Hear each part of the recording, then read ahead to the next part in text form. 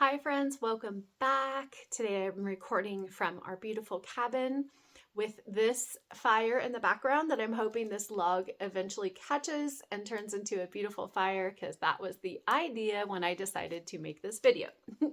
But today we're going to be talking about mindset. This is very similar to the video I made last time because it was about watching our thoughts.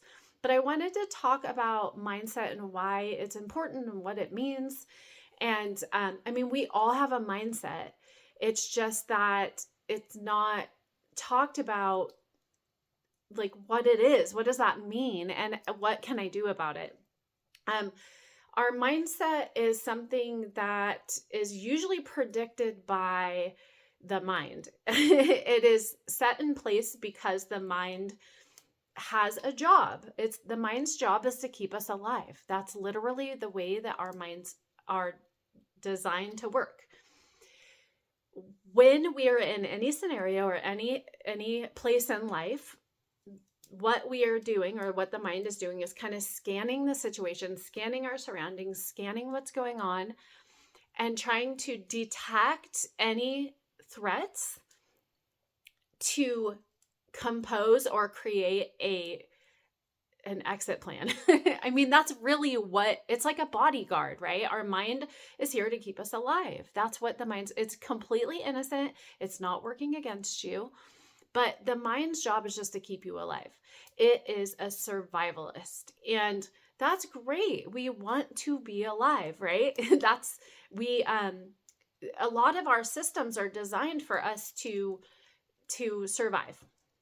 But we all know that living in survival mode is not creative. It's not a place that has expansion and infinite ideas.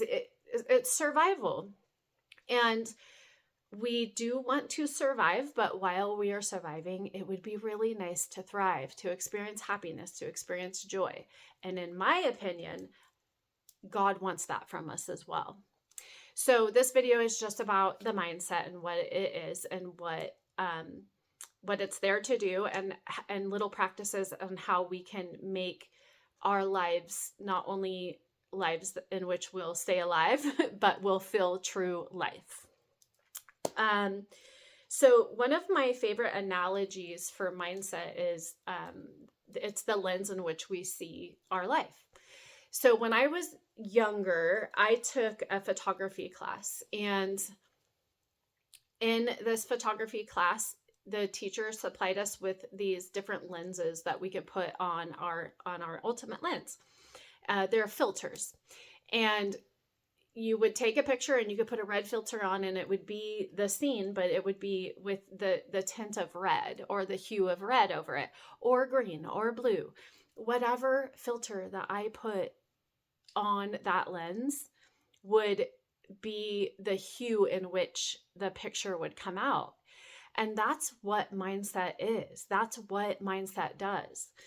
It puts a filter over our, ooh, I hope that means that it's going to, oh my gosh, it worked. Look at that. Yay. Things are always working in my favor. But that's what mindset does. Do you see that? That totally worked, you guys. In real time, we caught it on tape. I love it. So that's what mindset is. And I think it's really important for us to understand the way that our minds work. And because if we don't know something, if we don't recognize something, there's nothing we can do about it. And a lot of us are running around with these mindsets of survival. And that's fine. You will survive. But what about joy? What about happiness? What about thriving? What about infinite possibility? What about being creative and acknowledging the gifts that we have and acknowledging what it is that we were put on this planet to do? What about that? And that's a place that comes from not survival mode. It has to come from a different place. In one system, we call it survival or rest and digest. So it is a lens, but it is a filter, but it is also like the thing that kind of shapes the reality we live in. This is why you can see two people being in two people being in the same scenario, but having two completely different experiences. I have been the person that has been in the same scenario having a fantastic time, and I've been the person in the same scenario having a terrible time. And the difference is really just the lens in which, or the filter in which we're experiencing that scenario. And why it's important to do mindset work is because we can't shift anything unless we see that there is something that we want to shift. And that's where this work comes in. My last video, we talked about watching our thoughts, and that's part of this mindset thing. It's really important to take a step back and kind of just watch the way that we respond to life. I think, us as human beings, we're so intriguing. We're so fascinating. I find myself to be extremely intriguing and fascinating. I've loved this work of diving into the way that I operate as I move through the world. But much of what I saw, I wanted to shift, I wanted to, and it's not just about having these great grand experiences. I know life is life, and that there's going to be things that I'm going to go through that are going to be trials and difficult. But even in the midst of the most trying times, we can have a mindset that allows us to be in gratitude and be effective, and these are things that I want to have: appreciation, gratitude, effectiveness. These are things that I think are gifts to the world and to myself. One of my favorite quotes that really defines to me, or like encapsulates what mindset is I cried because I had no shoes until I saw a man who had no feet. I'll never forget the first time I hear that. I was like, oh my gosh. Yes, because we can always shift our mindset through gratitude and appreciation. It's one of the most effective ways to shift mindset. And, I always talk about how appreciation comes after we kind of lose something. It's weird that we don't really understand how to appreciate a thing until we see the alternative to it or the contrast to it. And that's one of my favorite things about life, losing things or things shifting and coming and going, is that it does create within me appreciation, and like that quote says, it's like we can be really taken back by a situation in our life, or feel like it's not fair, until we witness a different scenario that could actually feel worse, or be worse, if you want to quantify, good, bad, black, white, if you want to put labels on something like that. There's always somebody in the world that's having an experience that would make yours look pretty. I got a little taken back when I say that, because there are some things I think that are one of the hardest things that human beings can go through. And there are certain scenarios that I think you just have to go through, and hopefully with the grace of God go through it, because they are so painful. They are so trying. They are so terrible that you almost can't find any other contrast in the world that will make it lightened up. But for the most part, there are, things that a lot of us do kind of hem-haw about, that others would pray for our situation. And just having that shift and that perspective can really help us with our mindset when we move through trying times in our life. And that's all I'll say about that. I love to point out that the mind is not the enemy. It is, I said in the last video, our minds are wonderful servants and terrible masters. It's just that it's a program. It is our minds are like computers, and they're just meant to run these programs. And we can reprogram our minds. And that's one of the most empowering aspects of being a human being, I think. When we have the awareness of our mindset, we can then decide if it satisfies us or if it's something we want to move toward a different mindset, a different filter. We will learn in that space to start to reframe things in order to create a new mindset. Like that quote, I cried because I had no shoes until I saw a man that had no feet. How can I reframe a situation I'm in that can create within me appreciation and gratitude? One of my favorite quotes is, gratitude is the greatest multiplier of good. Focusing on things, and I'm not talking about gaslighting, you guys. I'm not talking about gaslighting scenarios in our lives. If we have traumas, if we have hurts, we need to move through those and heal from those places. But there are so many scenarios that we experience in our daily lives that are subject to us feeling sorry for ourselves, or subject to us focusing on the way that it doesn't feel good in our bodies, that we can absolutely shift through gratitude and through appreciation.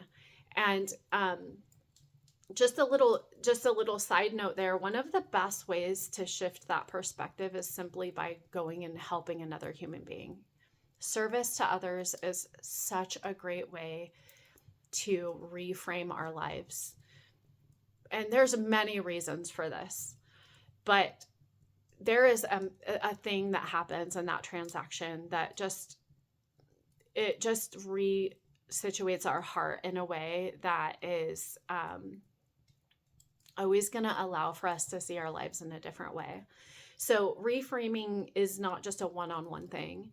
You can actually reframe by just going and being of service to other people. And that can look like many different things. Service work doesn't have to be going and, feeding the homeless, which that's a great way to reframe your life. But it could just be an ear for a friend who's going through something. It could be going and helping your neighbor, like, mow their lawn. It could be, there's so many different ways that you can be of service. So that could be a great way of reframing, if not just sitting down with your situation and trying to ask for guidance on how to look at your situation in a different way. From that place of reframing comes the practice phase. You practice it throughout your day, practice it with little scenarios that come up. One of my favorite ways, or one of my favorite examples of mindset and the way that the mind works is, I know we've all had this in our lives where we text somebody and they don't text us back, or we call them and they don't call us back, or whatever. And our mind starts to work with oh my God, are they mad at me? What did I do wrong? Kind of tracing back to things you said or did. And did I upset them? Only to come to find out that, a couple hours later when they do respond, or a couple days later that they were busy or they lost their phone or whatever. Our minds will always kind of jump to the worst case scenarios, and in those little tiny things, we can practice reframing. It's a practice. Take a few deep breaths and try to see it from a different perspective. Practice in all the tiny little places in our lives.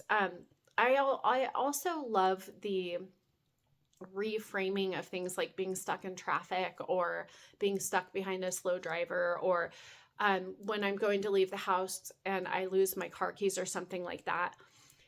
It can really get my panties in a bunch during those times. But if I stop and reframe it and go, okay, well, maybe I'm being held back for some reason. Maybe something would happen on the road that I am not aware of, and I am being guided to hold back and not leave yet. Little tiny things that we can really reframe and change our mindset from day to day are super effective. And this just creates within us gratitude, and also the practice of being present. Our minds can spin us in all these directions in these little scenarios, and we go into the future or we go into the past and we forget to be here in this moment. And so reframing our mindset is a beautiful way to become present All of life is in this moment right here. Everything we need, all of our safety, all of our joy, all of our everything is here in this moment. It's not in the past and it's not in the future. It's right here. And so this is a beautiful way to teach us how to like stop, take a few breaths, ground ourselves, stop the mental spinning and chatter and just be present in the moment. I wanted to add in here one of the quotes from the Good Book, and I have it written down because I don't have it memorized, but it comes from Philippians 4:8. Finally, brothers and sisters, whatever is true, whatever is noble, whatever is right, whatever is pure, whatever is lovely, whatever is admirable, if anything is excellent or praiseworthy, think about such things. I love that because it's just saying like, this is what our minds are capable of doing. It comes from the Good Book. Focus on such things and watch the shift happen in your mind. A practice of mindset work, mindset practice just allows us to understand ourselves deeper. I talk about this all the time in my yoga class. When we adopt these practices, we start to develop this really beautiful and loving and intimate relationship within ourselves. The truth of the matter is that we cannot relate to others any deeper than we've related to ourselves. We cannot love others any deeper than we love ourselves.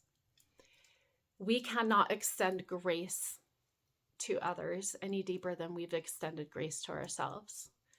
The shift from the place that feels like suffering to a place that feels like expansion and joy starts with the relationship with ourselves. This has a highly negative connotation because how selfish it sounds and how self-centered it sounds. And I am absolutely not a self-centered human being. I am a God-centered woman.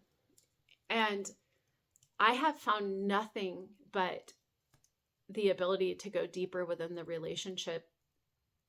I have found that the deeper I go into the relationship with myself, the deeper I find a relationship with God. And that has expanded me in so many different directions that are good in this world. And they do good for not only me, but everybody around me. I know that the love of God is infinite, and I know that the love of God is all inclusive. And I know that I am worthy of God's love.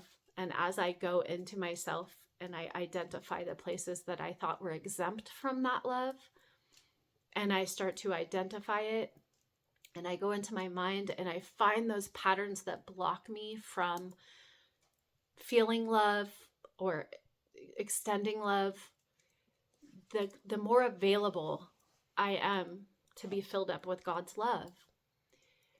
The usefulness of a cup is its emptiness. Bruce Lee said that. I believe it was Bruce Lee.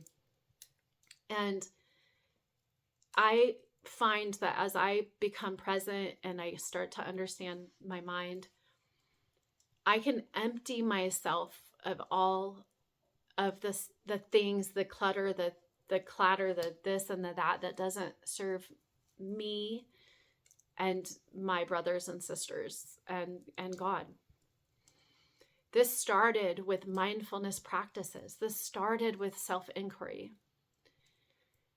And it's a practice that will expand your life in all directions. So that's it. That's my video about mindfulness. not only did we get to experience mindfulness, but we got to experience something higher working in my favor to actually ignite this fire behind me. Thank you so much for being here. I hope that you got something out of this video that was useful. And I look forward to the next time I see you. Mwah.